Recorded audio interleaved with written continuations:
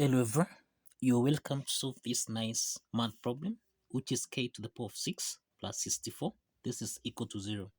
So what are the values of k? Now let's provide a solution from here.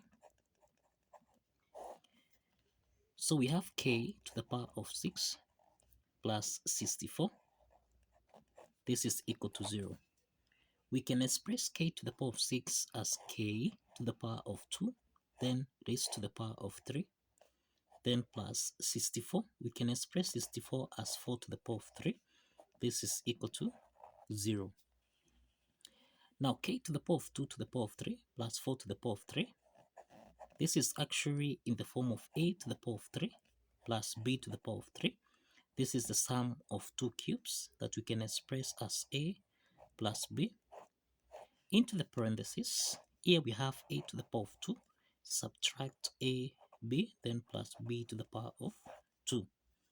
Applying this identity, then this means we have k to the power of 2 plus 4, close the parentheses. Then we have here k to the power of 2 raised to the power of 2. Then subtract, we have 4 multiplied by k to the power of 2. Then plus 4 to the power of 2. We have 4 to the power of 2. Cross the parentheses. This is equal to 0. Now we have got two parts here. This is k to the power of 2 plus 4. This is equal to 0. Then we have the second part here, which is k to the power of 2 raised to the power of 2, subtract 4 k to the power of 2, then plus 4 squared, which is equal to 16. This is equal to 0. Now from the first part here, we have k raised to the power of 2 plus 4. Let's take 4 on the right hand side, so this becomes negative 4. Now so for k here, let's introduce a square root on both sides. We have the square root of k to the power of 2. This is equal to plus or minus the square root of negative 4. Now this means that we can eliminate the square root sign on the left hand side, so that we have k is equal to plus or minus the square root of, we can express negative 4. This is the same thing as 4 multiplied by negative 1. So this means that k is equal to plus or minus the square root of 4 multiplied by square root of negative 1. And from the first part here, we have that k is equal to plus or minus the square root of 4, this is 2, square root of negative 1, this is I. So here we have two values of k. We have k1 is equal to 2i, and we have the second value of k, which is k2, which is equal to negative 2i. Now let's proceed to the second part here, which is k to the power of 2 raised to the power of 2 minus 4k squared plus 16. This is equal to 0. Now from the second part here, we can let k to the power of 2 be equal to u. So let's substitute k squared with u, so that we have u to the power of 2 minus 4u plus 16. This is equal to 0. So we have a quadratic equation here. We have a quadratic equation where we have a is equal to 1, b is equal to negative 4, and we have c is equal to 16. So we can solve for u by applying the quadratic formula here, which is minus b plus or minus the square root of b squared minus 4 is c, everything here divided by 2 times a.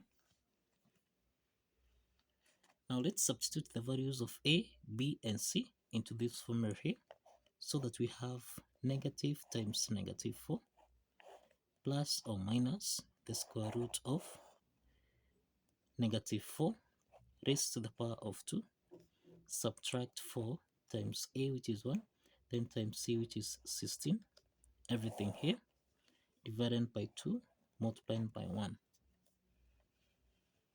So this implies that here we have negative times negative 4. This is 4 plus or minus the square root of minus 4 squared. This is 16. Subtract, we have 4 times 16, and this is equal to minus 64, then divided by 2. Now here we have 4 plus or minus the square root of 16 minus 64. This is negative 48 divided by 2. So this implies that we have 4 plus or minus the square root of negative 48, which we can express as 16 multiplied by 3 multiplied by negative 1, everything here divided by 2. So we have 4 plus or minus the square root of 16, this is 4, square root of negative 1, this is I, then square root of 3, everything here divided by 2. Now the next step is that we have in the numerator here, 2 is common here, so we can factor out 2, so that we have 4 divided by 2, this is 2, plus or minus 4i square root of 3 divided by 2, so this becomes 2i square root of 3, then everything here divided by 2. So let's simplify 2 and 2 here, so that now we have that u is equal to 2 plus or minus 2i square root of 3. Now if you recall, we have said that we let k to the power of 2 be equal to u. So this implies that we can substitute this, so that we have k to the power of 2, this is equal to 2 plus or minus 2i square root of 3. So we have k squared is equal to 2 plus or minus 2i square root of 3. Now to solve for the value of k, let's introduce a square root on both sides. We have the square root of k to the power of 2. This is equal to plus or minus the square root of, this is 2 plus or minus 2i square root of 3. So this implies that we have that k is equal to plus or minus the square root of, this is 2 plus or minus 2i square root of 3. So this implies that from here we have 4 complex solutions, and this totals to 6 complex solutions. So this means we have 6 solutions here, that is 6 complex solutions. So kindly follow the steps, like this video and subscribe. Please like this video and subscribe. See you in the next video.